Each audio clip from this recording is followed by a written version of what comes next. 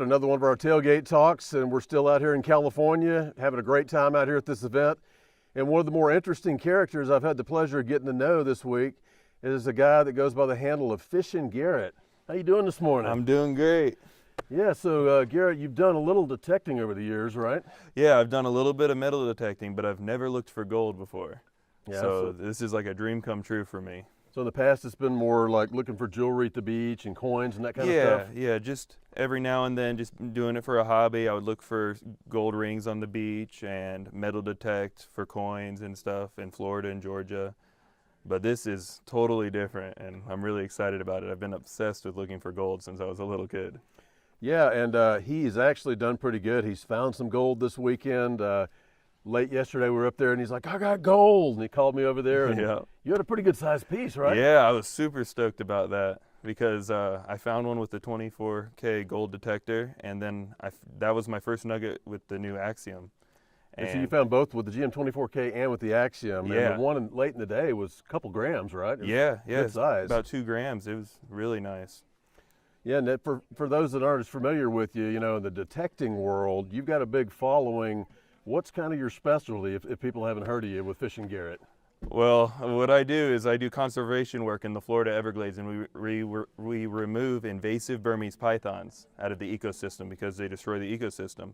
So I kind of started my videos just removing these giant pythons, and now I'm just focusing on conservation work.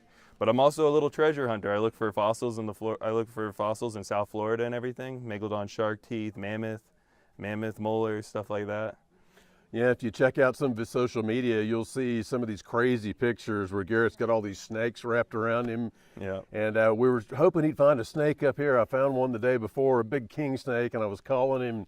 Time he got there, it went down in a hole. But have you seen any on your own this week? Or? Yeah, last night I found a Great Basin rattlesnake, and cool. I found a California king, the same one you sent me a picture of that got away from us. Oh, nice, so, nice. Yeah, it's awesome to do 2 things I love at the same time. Well, very good. So can't imagine you come out here and you decide you're going to look for gold, and some people do this for a long time and don't find their first nugget. You've already got 3, and we're not done yet. So yeah, pretty I know. Cool. I'm super stoked about that. I was just happy to just come out here anyways, even if I don't find stuff. So to actually find 3 nuggets so far, I'm stoked about it.